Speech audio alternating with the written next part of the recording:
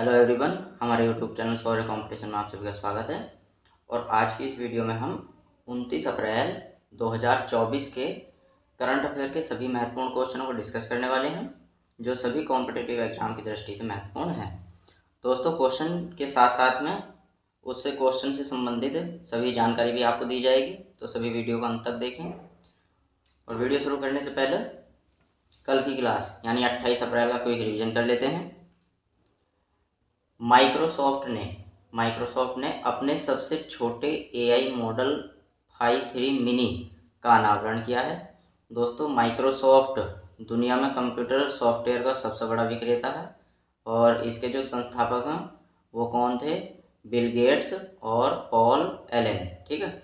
और माइक्रोसॉफ्ट का मुख्यालय वाशिंगटन यूएसए में है और वर्तमान अध्यक्ष माइक्रोसॉफ्ट के सत्य नडेला हैं। नेक्स्ट देखते हैं। तंजानिया देश में बाढ़ और भूस्खलन से सैकड़ों लोगों की मौत हो गई है। दोस्तों, तंजानिया देश में बाढ़ के आने से, भूस्खलन यानी भूकंप के आने से जो ज़मीन क्या हो जाती है, अपनी सतह से हट जाती है, उसको भूस्खलन कहा जाता है। ठीक है।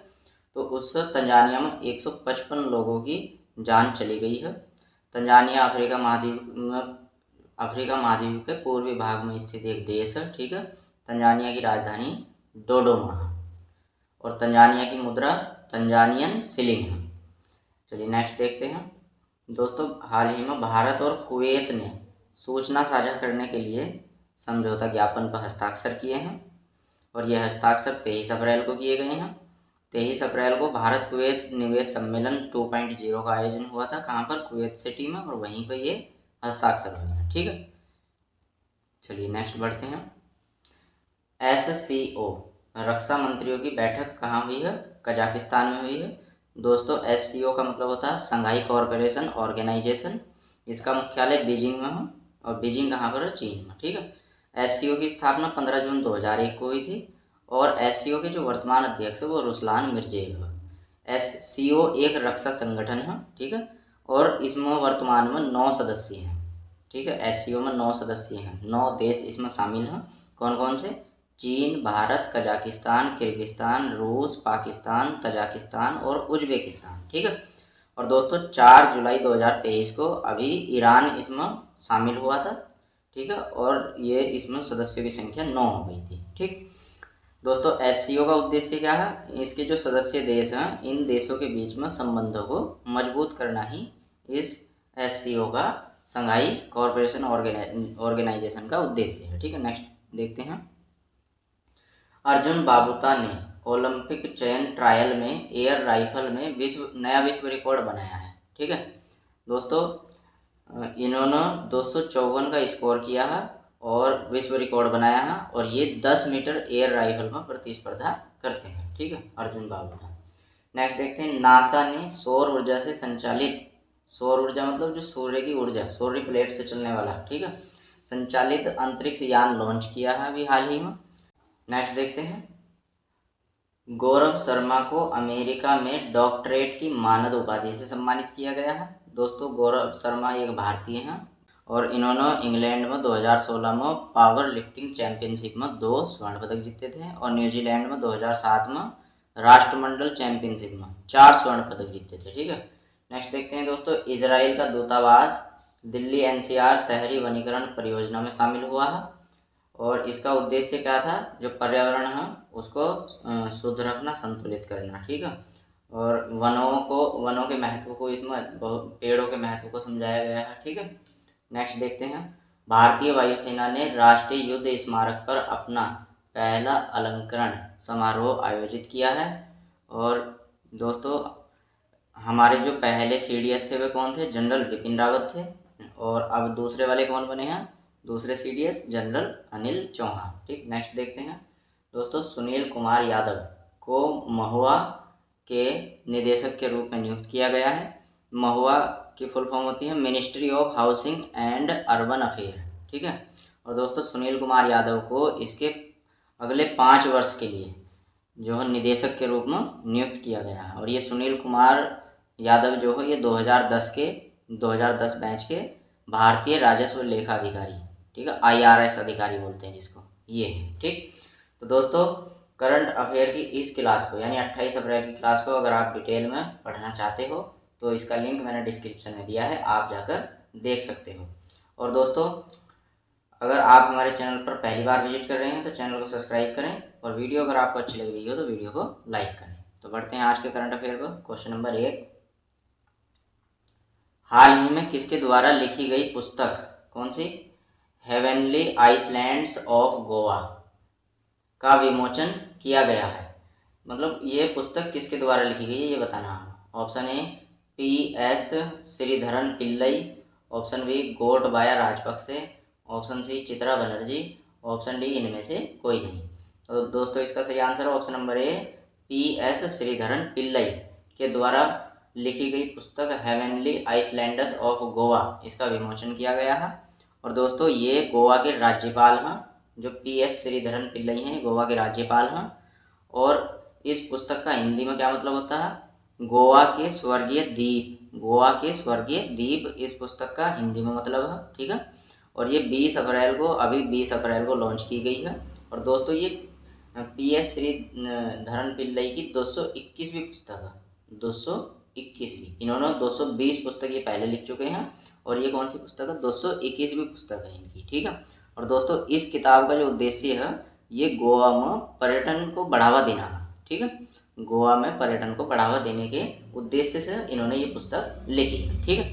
नेक्स्ट और इम्पोर्टेंट पॉइंट देखते हैं दोस्तों, adventure of A travelling monk A memoir नामक पुस्तक किसने लिखी है, स्वामी इंद्रदेवन के द्वारा लिखी गई है, ठीक है।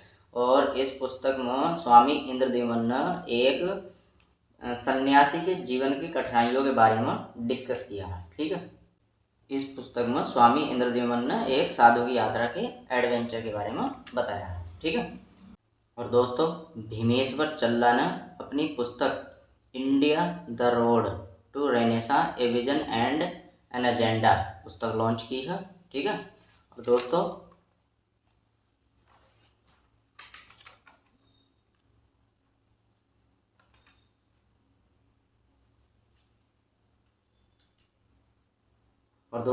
गोटबाया राजपक्षे ने द कॉन्स्पिरेसी नामक पुस्तक का अनावरण किया है, ठीक है। और ये जो गोटबाया राजपक्षे हैं ये श्रीलंका के पूर्व राष्ट्रपति हैं, ठीक है। और इन्हें हाल ही में एक जन आंदोलन के द्वारा नाटक की साजिश करके, ठीक है, इनके पद से हटा दिया गया था। और इसमें विदेशी और स्थानीय पार्टी की कुछ साजिशें शामिल थी, ठीक। 2 वर्ष के बाद इन्होंने ये पुस्तक लॉन्च की है अपनी, कौन सी, द कॉन्स्पिरेसी, ठीक है। और इस पुस्तक के माध्यम से इन्होंने इनके ऊपर जो शासन करते हुए दाग लगा था, ठीक है, उससे बचने की कोशिश की है इस पुस्तक के माध्यम से, ठीक। नेक्स्ट देखते हैं, चित्रा बनर्जी ने an uncommon love the Ali of life of Sudha and Narayan मूर्ति नामक पुस्तक लिखी है।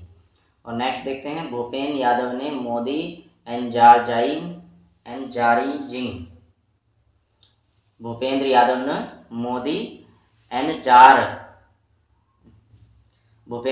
ने मोदी एनजारीजिंग ए ग्रीन फ्यूचर नामक पुस्तक का विमोचन किया है। तो सभी पुस्तकों को आपको याद रखना, ये भी हाल ही में लॉन्च की गई हैं। नेक्स्ट क्वेश्चन नंबर 2 देखते हैं, हाल ही में किसे माचो स्पोर्टो का ब्रांड एम्बेसडर नियुक्त किया गया है। Option A Shahrukh Khan, option B MS Dhoni, option C Neeraj Chopra, option D Siddharth Malhotra. दोस्तों इसका सही answer option number D Siddharth Malhotra को क्या करा गया है, माचो स्पोर्टो का ब्रांड एम्बेसडर नियुक्त किया गया है, ठीक है। और दोस्तों ये एक बॉलीवुड अभिनेता है, ठीक है। इंपॉर्टेंट पॉइंट देखते हैं दोस्तों, ICC पुरुष T20 विश्व कप 2024 का ब्रांड एम्बेसडर किसे नियुक्त किया गया है, उसेन बोल्ट को। और इनके साथ ही क्रिस गिल को और युवराज सिंह को भी ICC पुरुष T20 विश्व कप 2024 का ब्रांड एम्बेसडर नियुक्त किया गया है। दोस्तों ICC महिला T20 विश्व कप 2024 का ब्रांड एम्बेसडर किसे नियुक्त किया गया है, सना मीर को। ये पाकिस्तान की पूर्व क्रिकेटर कप्तान हैं, ठीक है। नेक्स्ट देखते हैं, सिट्रॉन का नया ब्रांड एम्बेसडर किसे बनाया गया है, MS धोनी को, ठीक है। और स्पेस इंडिया का ब्रांड एम्बेसडर किसे बनाया गया है, संजना सांघी को। और दोस्तों एयरटेल का ब्रांड एम्बेसडर शाहरुख खान को नियुक्त किया गया है। और प्यूमा इंडिया का ब्रांड एम्बेसडर मोहम्मद शमी को नियुक्त किया गया है। और भारत पेट्रोलियम का ब्रांड एम्बेसडर नीरज चोपड़ा को बनाया गया है। और दोस्तों बेटी बचाओ बेटी पढ़ाओ का ब्रांड एम्बेसडर साक्षी मलिक को बनाया गया है। और फ्लिपकार्ट का ब्रांड एम्बेसडर किसे, शिखर धवन को बनाया गया है। ठीक है, शिखर धवन का उपनाम क्या है, शिखर धवन का उपनाम है गब्बर। ठीक है, गब्बर इनका उपनाम है शिखर धवन का। नेक्स्ट बढ़ते हैं क्वेश्चन नंबर 3 की ओर। हाल ही में एक्सिस बैंक किस बैंक को पीछे छोड़कर चौथा सबसे बड़ा बैंक बन गया है? Option A HDFC, option B ICICI, option C SBI, option D Kotak Mahindra bank. तो दोस्तों इसका सही आंसर है option number D, Kotak Mahindra bank को हाल ही में एक्सिस बैंक ने पीछे छोड़ दिया है और चौथा सबसे बड़ा बैंक बन गया है। ठीक है दोस्तों, ये जो बात हो रही है यहाँ पर, ये बाजार मूल्य के आधार पर भारत के बैंकों की बात हो रही है। ठीक है, जो एक्सिस बैंक की जो स्थापना हुई थी वो 1993 में अहमदाबाद में हुई थी। ठीक है, अहमदाबाद में हुई थी। और दोस्तों इसका मुख्यालय कहाँ पर है? मुंबई में है। मुख्यालय कहाँ है इसका? मुंबई में है। और इसके CEO कौन है? अमिताभ चौधरी, जो अभी हाल ही में नियुक्त हुए हैं। ठीक है, और दोस्तों कोटक महिंद्रा बैंक की बात करूं तो कोटक महिंद्रा बैंक की स्थापना कब हुई थी? तो ये हुई थी 1985 ईस्वी में। ठीक है, कहाँ पर हुई थी? तो ये गुजरात में हुई थी। ठीक है, और दोस्तों इसका मुख्यालय भी मुंबई में ही है। ठीक है, इसका मुख्यालय कहाँ पर है? मुंबई में है।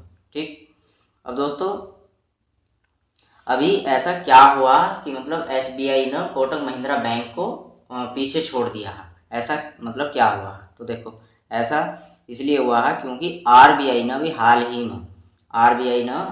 में कोटक महिंद्रा बैंक पर प्रतिबंध लगा दिए। मतलब इसके द्वारा जो सेवाएं दी जा रही थी उन पर क्या प्रतिबंध लगा दिए RBI ने। ठीक है, अब कौन से प्रतिबंध लगा दिए, मतलब क्या प्रतिबंध लगाए हैं?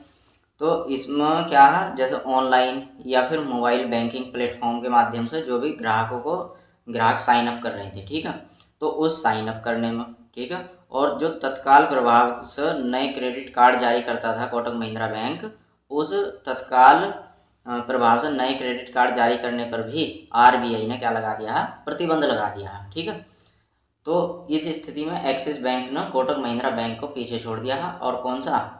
चौथा बड़ा बैंक बन गया है। ठीक, अब पहले मतलब चौथा बड़ा बैंक बना तो इससे पहले भी तो बैंक होंगे। तो पहले नंबर पर शीर्ष स्तर पर कौन सा बैंक आता है? भारत बाजार मूल्य के आधार पर। ठीक है, HDFC सबसे शीर्ष पर आता है। ठीक, दूसरे नंबर पर SBI आता है और तीसरे नंबर पर आता है ICICI। ठीक है, तो ये भी आपको याद रखना है। फिर नेक्स्ट क्वेश्चन नंबर 4 पर बढ़ते हैं। हाल ही में सुब्रमण्यम धारेश्वर का निधन हो गया है और वह किस लोक नृत्य के प्रसिद्ध गायक थे? Option A Kathak, option B Yakshagana, option C Kuchipudi, option D Bihu. तो दोस्तों इसका सही answer option number B Yakshagana. ये सुब्रमण्यम धारेश्वर यक्षगान के प्रसिद्ध गायक थे। ठीक है, और यक्षगान कर्नाटक का प्रमुख लोक नृत्य है, कर्नाटक का। ठीक है, और कर्नाटक की राजधानी बेंगलुरु। ठीक है, तो कर्नाटक के मुख्यमंत्री कौन है? सिद्धारमैया। और राज्यपाल कौन है? थावरचंद गहलोत। ठीक, और दोस्तों जो इस कर्नाटक की राजधानी बेंगलुरु है उसमें हाल ही में अभी पानी की काफ़ी कमी आई थी। ठीक है, नेक्स्ट और देखते हैं कथक दोस्तों एक शास्त्रीय नृत्य है जो उत्तर प्रदेश का है। ठीक है, और कुचिपुड़ी भी एक शास्त्रीय नृत्य है जो आंध्र प्रदेश का। और बिहू एक लोक नृत्य है जो असम का है। कहाँ का? असम का। तो ये भी आपको याद रखना है। इंपॉर्टेंट पॉइंट देखते हैं दोस्तों। हाल ही में भारत के सबसे वृद्ध पायलट दिलीप सिंह मजीठिया का 15 अप्रैल 2024 को 103 वर्ष की आयु में, ठीक, सबसे वृद्ध पायलट है, 103 वर्ष की आयु में निधन हुआ है। और क्रिकेटर खिलाड़ी रमन सुब्बा रो, इनका भी 15 अप्रैल 2024 को निधन हुआ है। और दोस्तों भारतीय मूल के दक्षिणी अफ्रीकी संगीतकार जिनका नाम था सुरभजीत जयवेली बलदेव, जिनको बैरी बाल्डियो के नाम से जानते हैं, इनका 14 अप्रैल 2024 को निधन हुआ। और तमिल अभिनेता अरुलमणि, ठीक है, इनका 11 अप्रैल 2024 को निधन हुआ है। और दोस्तों भौतिक वैज्ञानिक पीटर हिग्स, इनका 8 अप्रैल 2024 को निधन हुआ है। नेक्स्ट देखते हैं क्वेश्चन नंबर 5। हाल ही में डीआरडीओ के द्वारा स्वदेशी तकनीक क्रूज मिसाइल का उड़ान परीक्षण कहाँ किया गया? ऑप्शन ए सतीश धवन केंद्र आंध्र प्रदेश में, ऑप्शन बी चांदीपुर ओडिशा तट पर, ऑप्शन सी पोखरण राजस्थान में, ऑप्शन सी डी पिथौरागढ़ केंद्र उत्तराखंड में। दोस्तों इसका सही answer option number B Chandipur Odisha तट पर डीआरडीओ के द्वारा बनाई गई स्वदेशी तकनीक क्रूज मिसाइल का परीक्षण किया गया है। ठीक है, और दोस्तों इस मिसाइल की जो मारक क्षमता है वो 1500 किलोमीटर है। कितनी? 1500 किलोमीटर। और ये कम ऊंचाई से जाकर दुश्मन के ठिकाने को तबाह कर सकती है। ठीक है, नेक्स्ट देखते हैं क्वेश्चन, इंपॉर्टेंट पॉइंट देखते हैं। और इसके दोस्तों डीआरडीओ की full form defence research and development organisation, और दोस्तों इसकी स्थापना हुई थी 1958 को, और इसका मुख्यालय नई दिल्ली में है, और अध्यक्ष हैं डॉक्टर समीर वी कामत। दोस्तों डीआरडीओ ने अभी हाल ही में सबसे हल्का BIS लेवल 6 प्रतिरोधी बुलेट प्रूफ जैकेट बनाया है। ठीक है, और ये इस जैकेट को जो टेस्ट किया गया है तो इस जैकेट में 6 स्नाइपर की गोलियां भी क्या हो गई हैं? फेल हो गई हैं। ठीक है, और दोस्तों डीआरडीओ के द्वारा स्थापित भारतीय नौसेना ने मूल्यांकन केंद्र स्पेस का उद्घाटन किया है।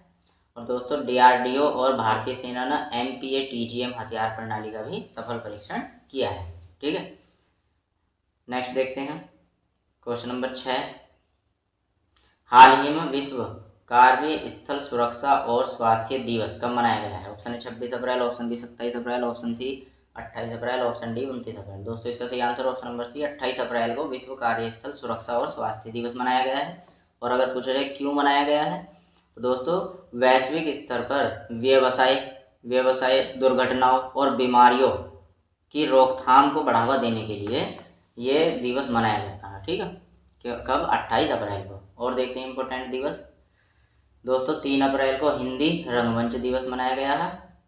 4 अप्रैल को अंतर्राष्ट्रीय खदान जागरूकता दिवस मनाया गया है अभी हाल ही में। 5 अप्रैल को राष्ट्रीय समुद्री दिवस, 6 अप्रैल को राष्ट्रीय हस्तनिर्मित दिवस, 7 अप्रैल को विश्व स्वास्थ्य दिवस, 8 अप्रैल को CRPF शौर्य दिवस, 10 अप्रैल को विश्व होम्योपैथी दिवस, 11 अप्रैल को राष्ट्रीय सुरक्षित मातृत्व दिवस और विश्व पार्किंसंस दिवस, और 12 अप्रैल को मानव अंतरिक्ष उड़ान का अंतर्राष्ट्रीय दिवस, और दोस्तों 13 अप्रैल को जलियांवाला बाग नरसंहार दिवस, और 14 अप्रैल को राष्ट्रीय डॉल्फिन दिवस, और साथ में विश्व क्वांटम दिवस, और 15 अप्रैल को विश्व कला दिवस मनाया गया है। 16 अप्रैल को विश्व आवास दिवस और साथ में पुलिस दिवस भी मनाया गया है। 17 अप्रैल को विश्व हीमोफीलिया दिवस, 18 अप्रैल को विश्व विरासत दिवस या विश्व धरोहर दिवस, और 19 अप्रैल को विश्व लीवर दिवस, और 20 अप्रैल को राष्ट्रीय हमशक्ल दिवस, और 21 अप्रैल को सिविल सेवा दिवस, 22 अप्रैल को अंतर्राष्ट्रीय मातृ पृथ्वी दिवस, और 23 अप्रैल को विश्व पुस्तक और कॉपीराइट दिवस। ये सभी दिवस मनाए गए हैं अभी हाल ही में। ठीक है, ये भी आपको याद रखना है। नेक्स्ट बढ़ते क्वेश्चन नंबर 7 की ओर। हाल ही में WFI एथलीट पैनल के अध्यक्ष किसे चुना गया है? Option A Santosh Kumar Jha, option B Ravi Kota, option C Narsingh Yadav, option D Anurag Kumar. दोस्तों इसका सही answer option number C Narsingh Yadav को WFI एथलीट पैनल के अध्यक्ष के रूप में चुना गया है। WFI की बात करूं तो WFI की फुल फॉर्म होती है रेसलिंग फेडरेशन ऑफ इंडिया, यानी भारतीय कुश्ती महासंघ। ठीक है, इसकी स्थापना हुई थी 27 जनवरी 1967 को और मुख्यालय है नई दिल्ली में। ठीक है, इंपॉर्टेंट पॉइंट देखते हैं दोस्तों। सुनील कुमार यादव को महुआ के निदेशक के रूप में नियुक्त किया गया है। और दोस्तों अमिताभ चौधरी एक्सिस बैंक के नए CEO और MD के रूप में पुनः नियुक्त हुए हैं। और निधि S जैन को कॉटन कॉरपोरेशन ऑफ इंडिया का CBO मुख्य सतर्कता अधिकारी नियुक्त किया गया है। और FIU भारत के निदेशक के रूप में विवेक अग्रवाल को फिर से नियुक्त किया गया है। और KM मिस्त्री को HDFC लाइफ इंश्योरेंस बोर्ड का अध्यक्ष नियुक्त किया गया है। और इंटेल जो एक कंप्यूटर चिप निर्माता है, इसने भारत क्षेत्र प्रमुख के रूप में संतोष विश्वनाथन को नियुक्त किया है। और जगजीत पवाड़िया को अंतर्राष्ट्रीय नारकोटिक नियंत्रण बोर्ड के रूप में चुना गया है। और कोंकण रेलवे कॉरपोरेशन के नए CMD के रूप में संतोष कुमार झा को नियुक्त किया गया है। और दोस्तों राजीव सिंघल को टाटा इंटरनेशनल ने प्रबंध निदेशक के रूप में नियुक्त किया गया है। और रवि कोटा ने असम के मुख्य सचिव के रूप में कार्यभार संभाला है। और एयर इंडिया ने जयराज शनमुगम को वैश्विक हवाई अड्डा परिचालन प्रमुख नियुक्त किया है। तो ये भी सभी के सभी इंपॉर्टेंट की पॉइंट आपको याद रखना है। नेक्स्ट देखते हैं, हाल ही में G7 सम्मेलन 2024 कहाँ आयोजित होगा। ये काफ़ी इंपॉर्टेंट क्वेश्चन है, इसको जरा ध्यान से समझेंगे सभी। Option A UK, option B USA, option C Japan, option D Italy. तो दोस्तों इसका सही आंसर है ऑप्शन नंबर डी, इटली में G7 सम्मेलन 2024 का आयोजन होगा। ठीक है। और दोस्तों G7 का मतलब होता है ग्रुप ऑफ सेवन। ठीक है, यानी कि 7 देशों का समूह। ठीक।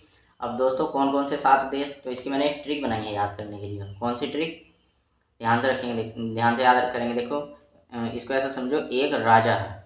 कौन है? एक राजा। और उस राजा को इडली बहुत ज़्यादा पसंद है। क्या? इडली। उस एक राजा है और उस राजा को इडली बहुत ज़्यादा पसंद है।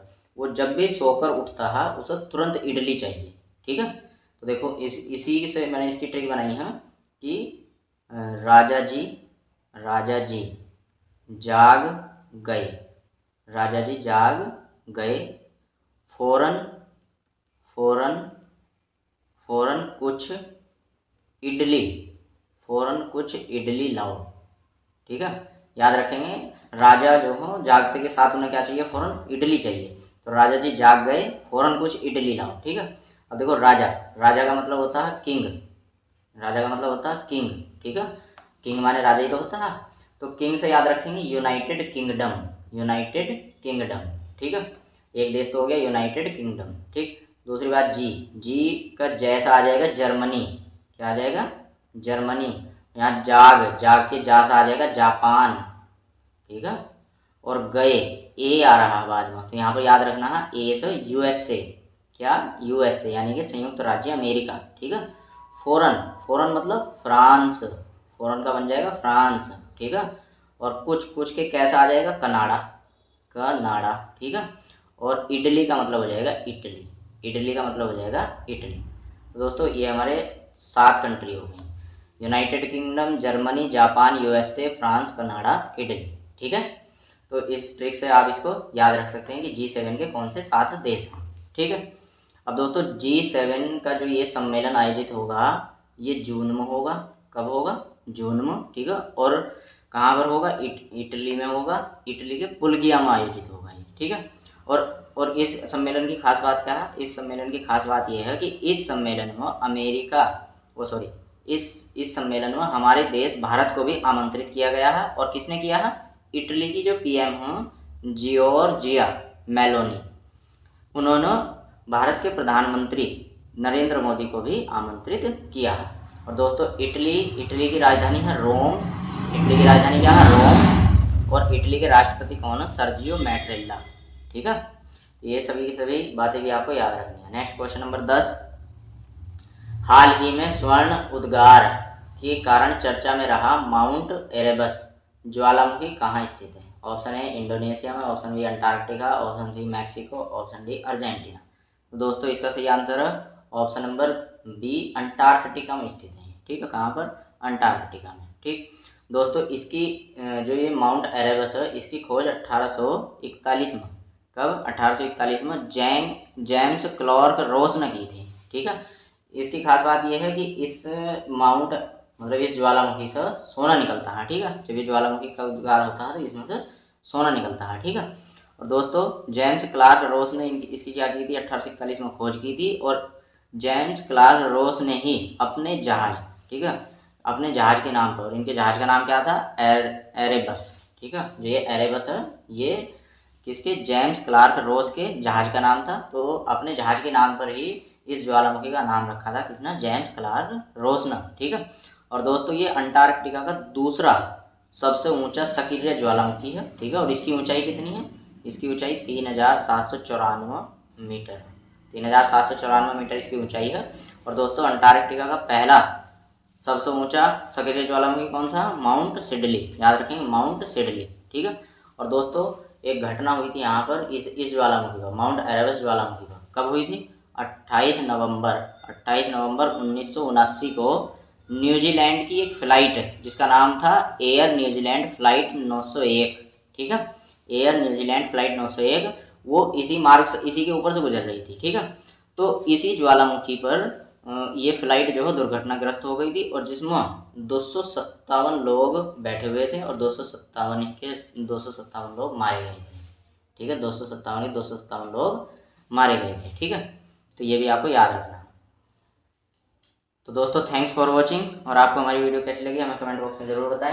और अगर चैनल पर पहली बार विजिट कर रहे हैं तो डेली करंट अफेयर की वीडियो देखने के लिए चैनल को सब्सक्राइब कर लें।